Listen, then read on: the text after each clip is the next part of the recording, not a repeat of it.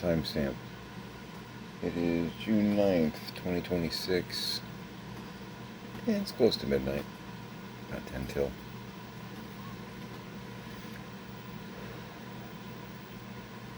Took a nap a little bit earlier. Stress. Hopefully that's it.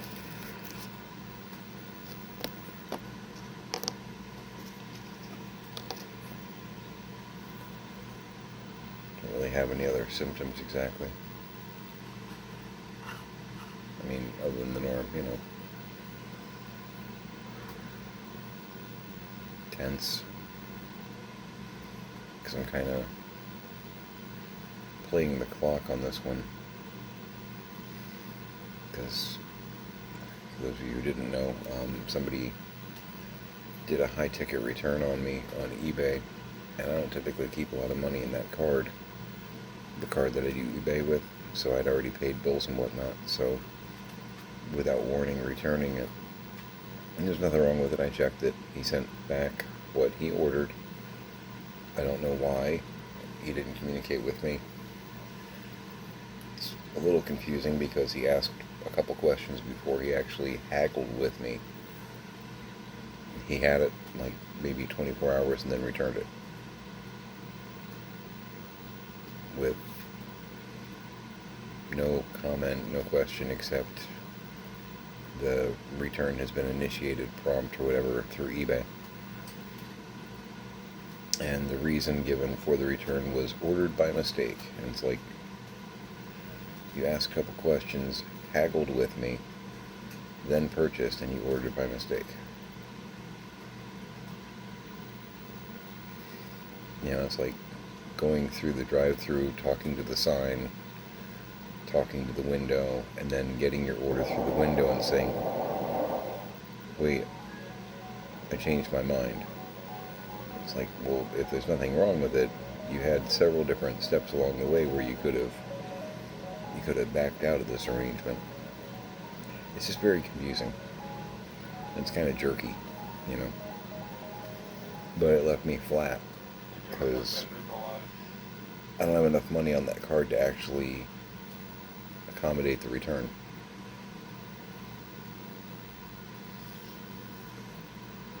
Because I didn't think anybody was going to do this. And that's how we're paying our bills, But negotiating with two different people currently on a couple of other... One of them is that I relisted it and I've already got somebody going, hey. And I've got another item up that somebody's like, so... I know you want 600. But would you, those... I do have a $200 item up that somebody offered me 90 for. Those kind of lowball orders annoy me. It's like, 200's kind of low for what it is.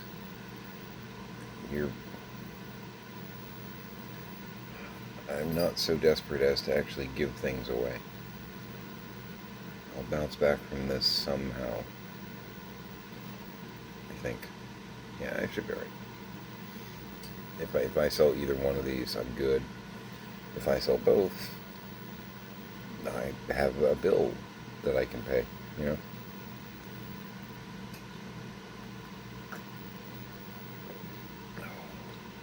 that's pretty good. That's the mint chocolate chip ice cream, or not Harry David, the, what is it, Barissimo, the Aldi brand, with caramel almond creamer from Aldi. Doing a little bit more of the almond creamers, trying to implement some other healthier choices. That's not bad. I like my sweet Italian cream, but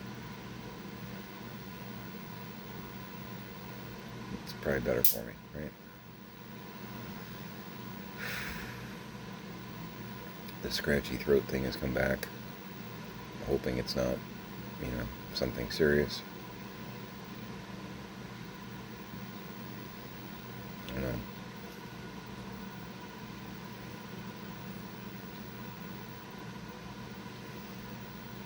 if it is something serious, I've looked into the immunotherapy. That looks pretty neat. They say that you have to change your diet to a more Mediterranean style to help accommodate, and there's other things. And I'm like, oh, okay, I'm already doing that. That helps. But I guess with immunotherapy, they do some injection stuff. It's cancer treatment. They do some injection stuff that's supposed to accelerate your own T cell production, which basically helps you fight it naturally a little bit more. Which I know about T cells because of Rent. And it's funny, everything comes back to Rent. But there's a scene they're at a group called Life Support. You know, Life Support's a group about people supporting each other, you know, with AIDS in this case, and one of the people at Life Support complains, you know, my T cells are low. I regret that he's okay. It's part of the whole positive motivation thing. And I remember when Rent initially came out, this isn't even actually for me doing it. This is for me listening to the Broadway soundtrack and going, this is 30 years ago, and asking myself, what does that mean? I don't understand the significance. It's like, you know, take your AZT. You know, like, what is AZT?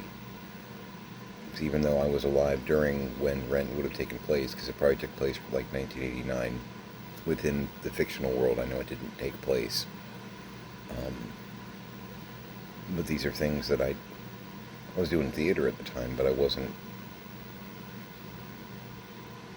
necessarily, I wasn't in the art culture in New York. I'm, you know, here in Hillsborough County, Florida, at that point. So, you know, T cells, AZT, quite a few different things that I actually had to kind of like research and find out. What are they referring to? What does this mean?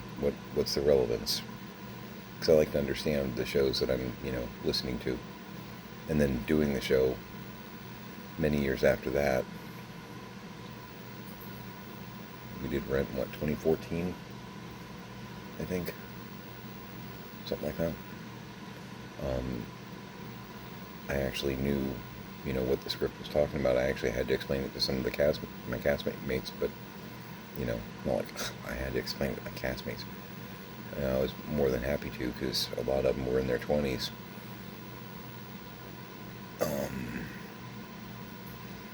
Might have been born by 89, a few of them. Quite a few of them probably would have been born in the mid to late 80s. The rest of them are probably 90s babies, early 90s, yeah. So they really didn't know what a lot of the different stuff was. But hey, older guy in the cast, I can explain what they're talking about, you know. Which Collins, and I looked at, I know this one. If you look at La Boheme, because it's basically a modernized version of that with a twist. The character on which Collins was based is actually an older man, typically.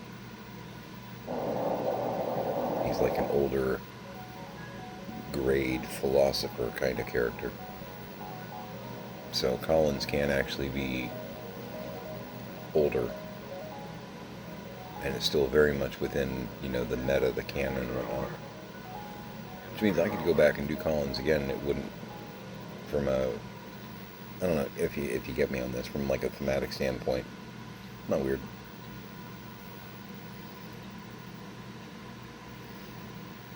And it's funny too, because our Roger was probably mid-30s. Yeah. Really good performer. Really good. And there were some people that were like, isn't he kind of old for the part? And it's like, absolutely not. He's a rock and roller who has had enough time in his lifetime to do pretty well in the local scene, get close to basically breaking out of just the local scene, get hooked on drugs, contract AIDS, and then plummet into his own self-destruction. Mid-30s? Yeah, okay. Yeah, sure.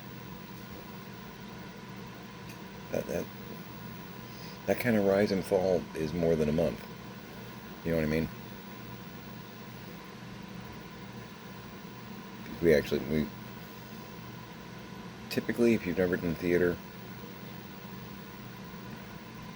if it's a smaller company, you frequently will sit down with the script, do a read through, and at least from my experience, kind of discuss the script, discuss the actual show, so that everybody understands the elements within it.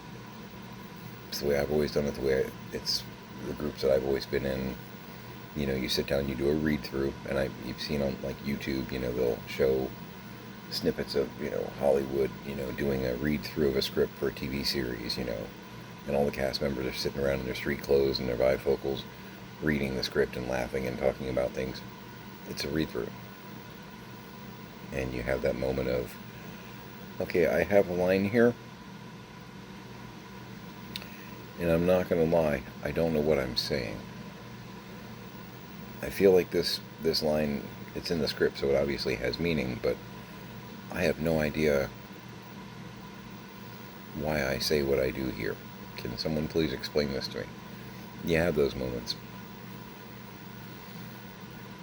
You have those moments.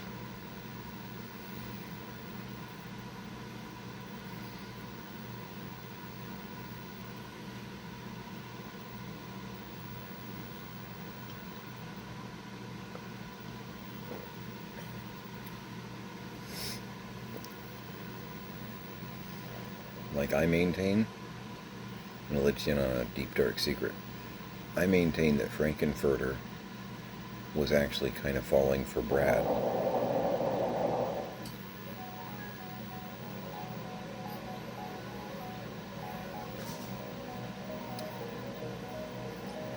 Two reasons. One, in I Can Make You a Man, the choral background part says, but the wrong man. And I feel like that's almost a nod from the writer basically saying Rocky is not the correct man for Frank. I can make you a strong man, but the wrong man. Sorry, Janus just came bounding into the room. Hey, bud. Okay, you go run over there. I feel like that's Richard O'Brien, the writer, basically saying almost like the right man is in the room, but it's not Rocky. And then towards the end, right before Frank gets killed,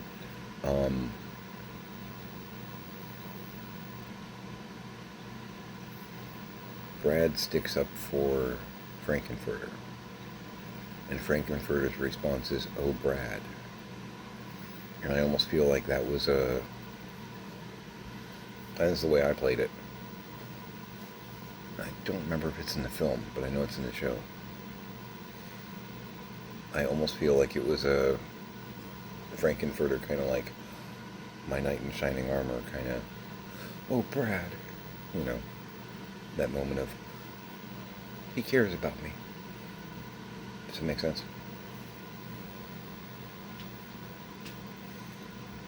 I think that through all of that, Frank-N-Furter actually was starting to have feelings.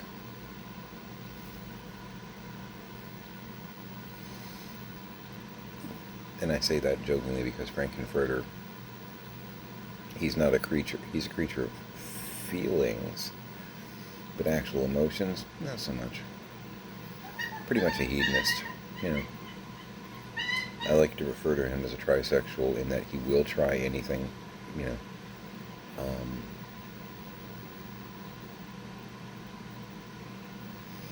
Yes. Oh, yeah.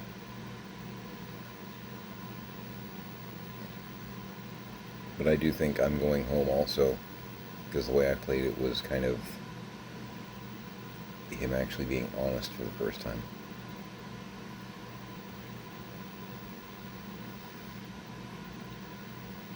He never really fit in, just wants to have fun. The actual loneliness, pain of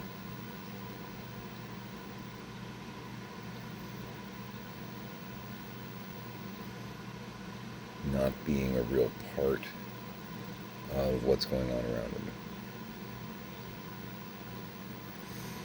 him.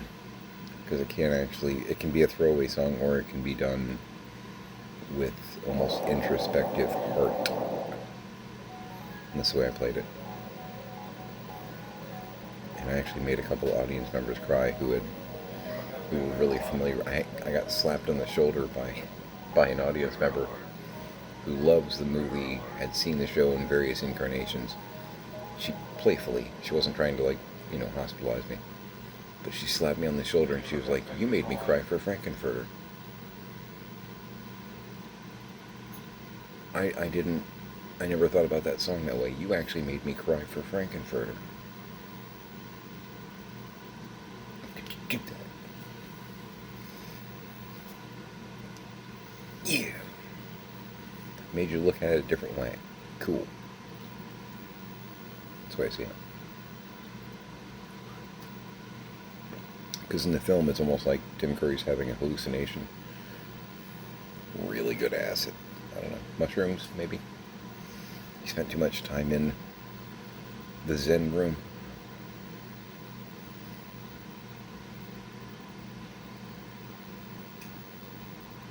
That's what they said. I don't know. So, I haven't started on it yet. But I found something. There's so much bits and bobs and junk around here. So, I want to work with this and actually make just like a little set piece. I've got a lid for like one of the little, cups. Check this out. So it's got this raised area underneath that normally would mount into a pipe or something like that. Then you could seal it.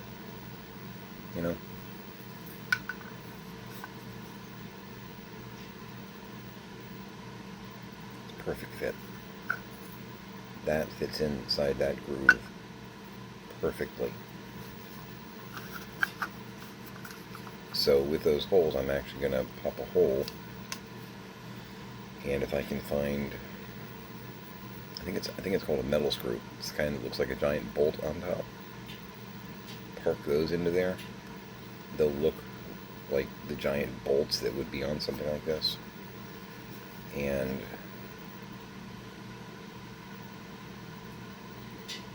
I now have a very flush, and around the edge here, I'm either going to do crazy glue, or maybe some of the spray insulation, probably crazy glue, and then paint over that to make it look like an actual sealant. Oh yes. Then I just need to get a pipe and cut it sheer so that it's 90 degrees, so that it can go against the wall in a diorama, and it'll look like pipe coming out of the wall going into the floor. That's the idea anyway.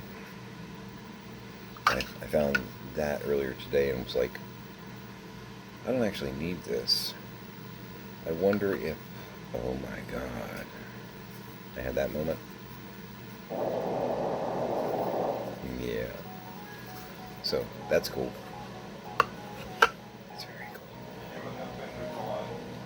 Did get a package today. I know you're complaining about money and you're buying stuff. I wasn't expecting a guy to do, a $400 return. That was just kind of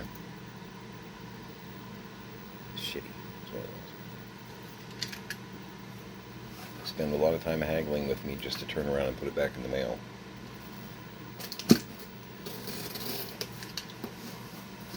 And I mean, he's a dealer. I can tell by what he buys and sells.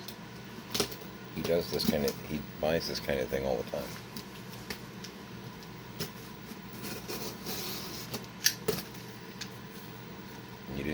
communicate with me at all. It's kind of shitty.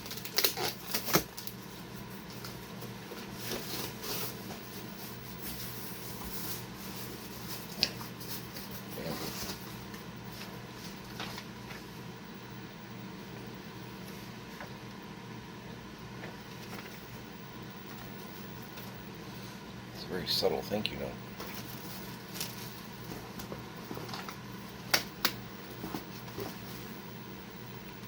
Cool.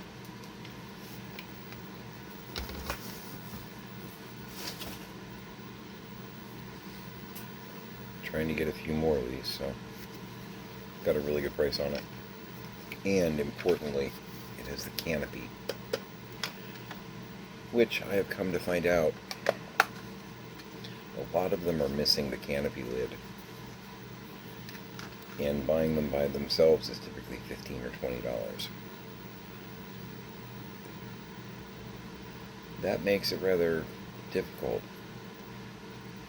because here's the thing, I can get them without the canopy for like 15 or 20, or I can get them with the canopy for like 30. If I get them without the canopy for 20, I'm going to spend another 15 or so, or 20, just to get the canopy. And then I have to find the right one, because there are actually a couple different models of this. True story. They're frequently missing the droid too, which in the Anakin Jedi Starfighter is of course R2-D2, which I do have one of those floating around here somewhere.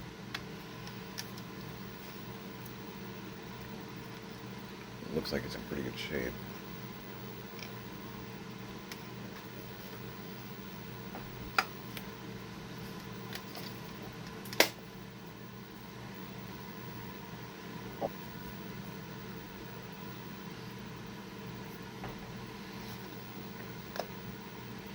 Coffee.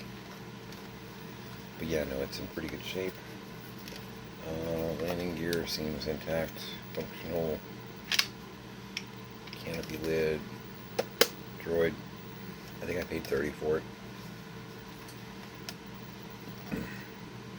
He had it for $30 and then wasn't selling, and sent me an offer, which it was an offer I couldn't refuse. And not that this was a deal breaker or anything like that.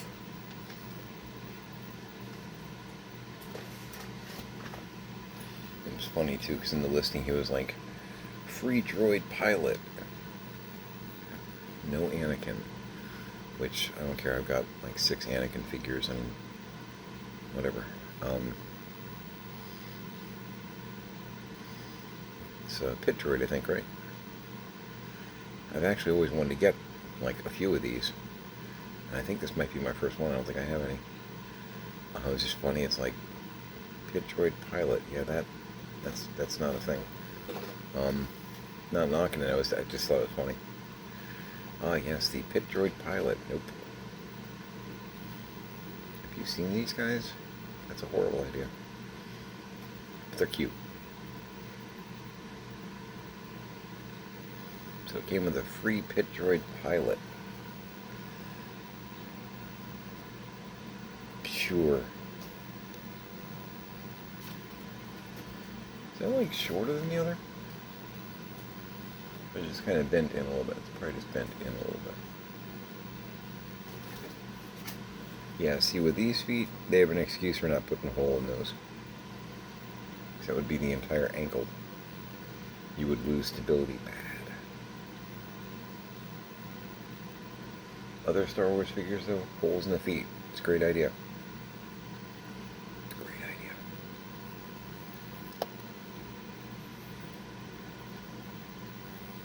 I like the head movement on these guys.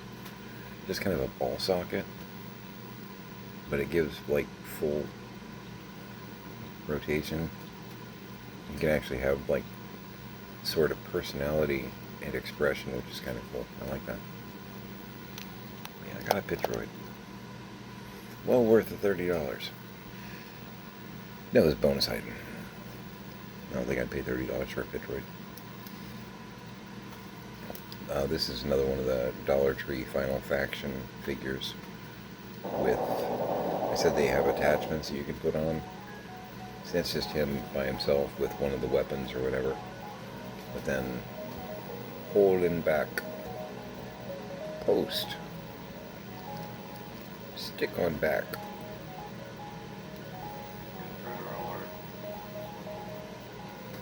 Then he has like,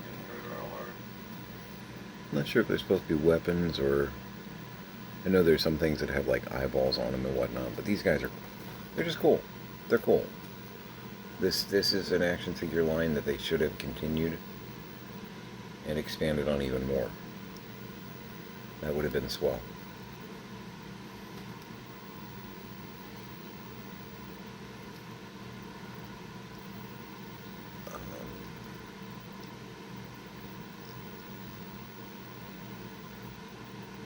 I want to say this is a Diabol, I think, and it's the Venom, because they normally are gray with like a purple and blue. They did like a Toxic or a Venom, a Poison paint job variety where they were black with green. They both look really good in my opinion. But yeah, I pulled him out of my hutch over there because I'm going through stuff, trying to get organized. I saw him in there too and went, what are you doing there? You shouldn't be in there. Get out of there. Come with me. Come hang out on the desk for a minute. But yeah, I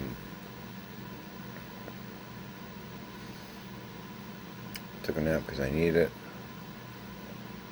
Kind of watching these two situations to see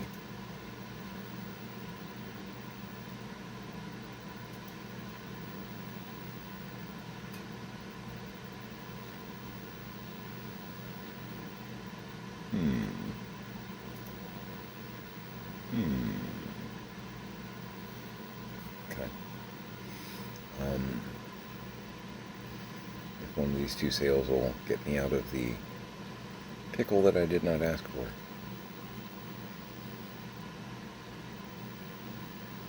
I feel pretty good about it. I'm still annoyed though. But Pix and I were in the garage today.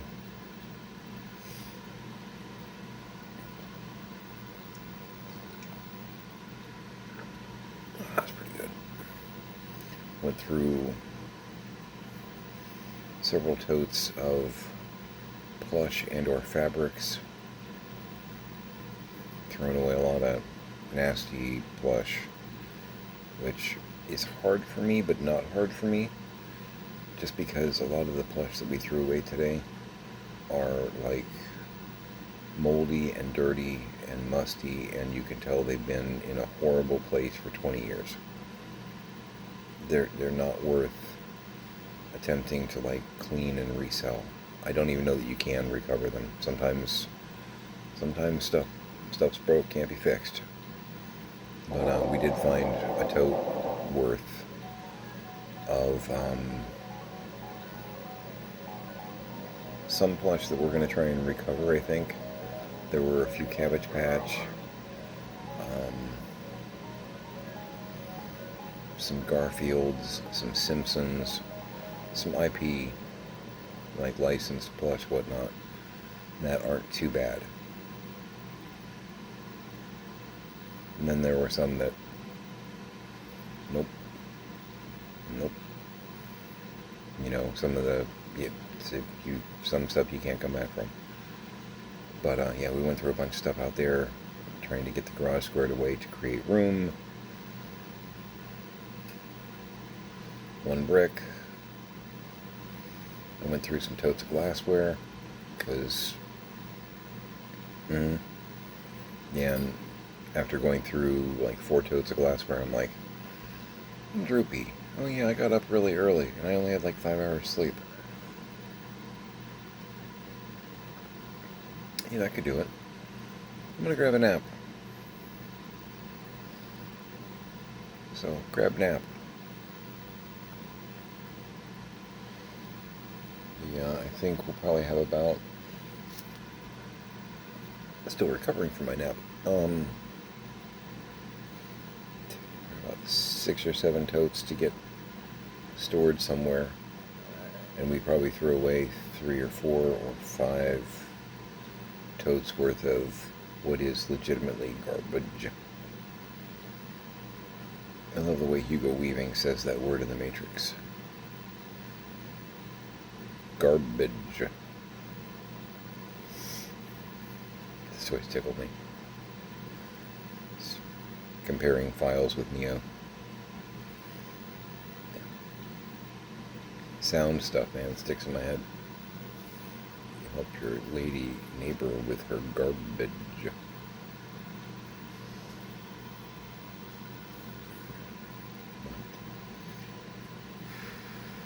I'm going to go ahead and call it here.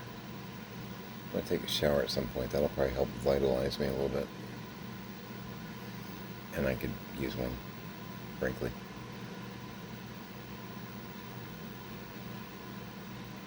It's not even that day this month, but I'm going to go ahead and do it early. I shower more than once a month. I shower more than once a week. Yeah, this guy. Yeah, I'm classy.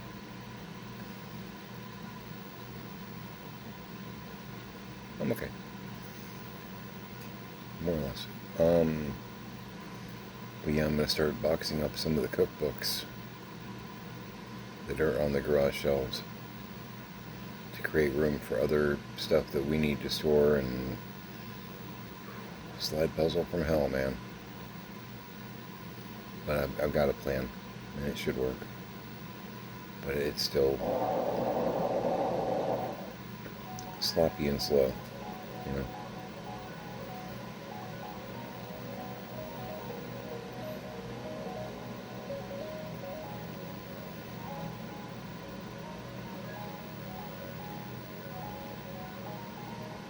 Trying not to feel overwhelmed at all the different monkeys on my back right now.